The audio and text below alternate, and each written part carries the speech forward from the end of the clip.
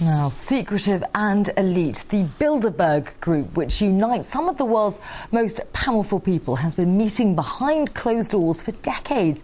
Its activities have become shrouded in a mist of conspiracy theories, with some claiming the members are trying to create a new world order.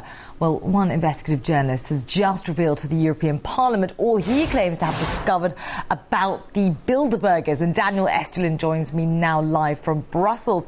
Many thanks for joining us this evening, Mr. Estulin. So tell us more about what you found out about the group and what you believe it does.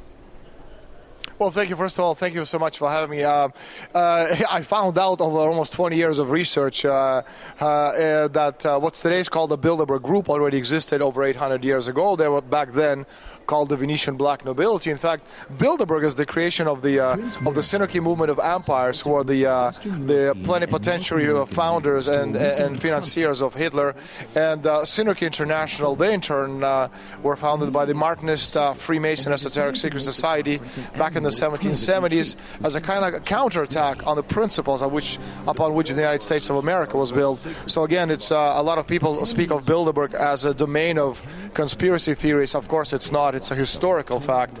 And again, what's today called Bilderberg 800 years ago existed. It was called back then the Venetian Black Nobility. So interesting to hear that background. But what is it that you believe the group actually does today? And what evidence do you have to back up your claims?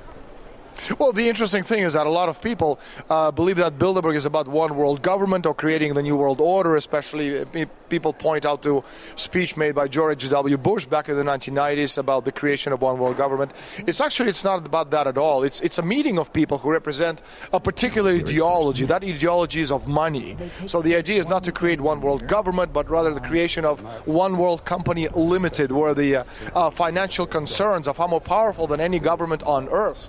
And we're seeing right now as evidence, very, very simple. We had to see in Europe, we had nation states. We had countries with our own constitutions, our own flags, our own currencies, our own monetary policies, and now we don't have any of that. The entire Europe is being led and directed through Brussels. In that sense, Spain, where I live, it has a currency. We lost it. We had a constitution. That's now subordinate to the European constitution. Spanish flag is no longer ours. It's the European flag with little stars.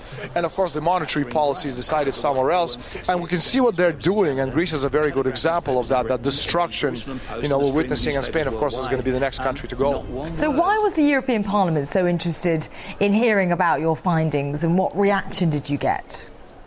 Well, actually, the European Parliament was profoundly upset that I'm here.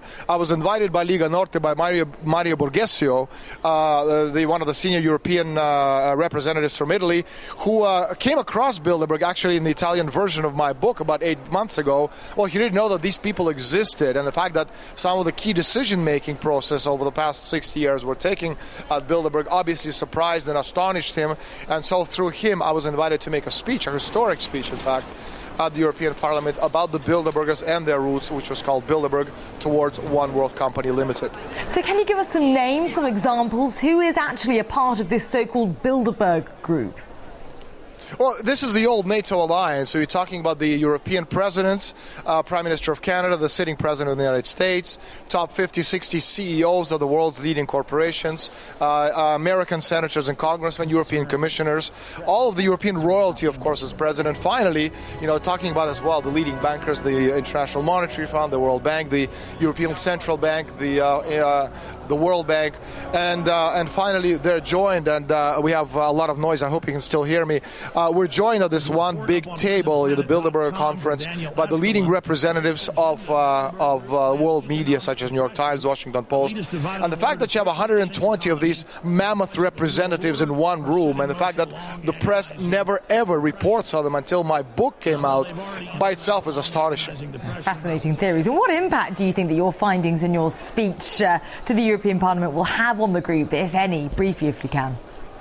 I'm sorry, you're going to have to repeat that because, again, there's a lot of noise coming from people to my right. No, that's fine. Just very briefly, if you can, what impact do you think that your findings and your speech that you gave to the European Parliament will have on the group, if any?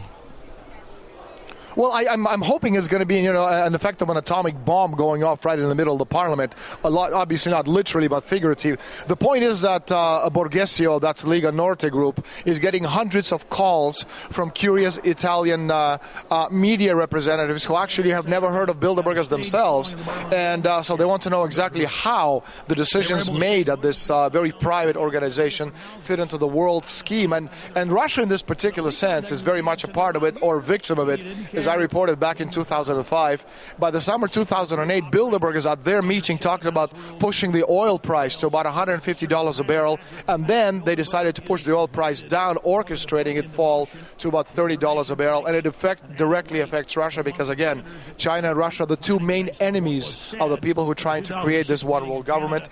And Russia having a lot of oil, if you can actually destroy the oil price and push it down, you're destroying Russia's economy. And China, on the other hand, which has no oil to speak of, anything you make requires a lot of oil. So by pushing the oil price, by orchestrating, the price at $147.50 a barrel, you're destroying the Chinese economy. So yes, Russia, is, needless to say, has been on the receiving end of the Bilderberger planning and scheming.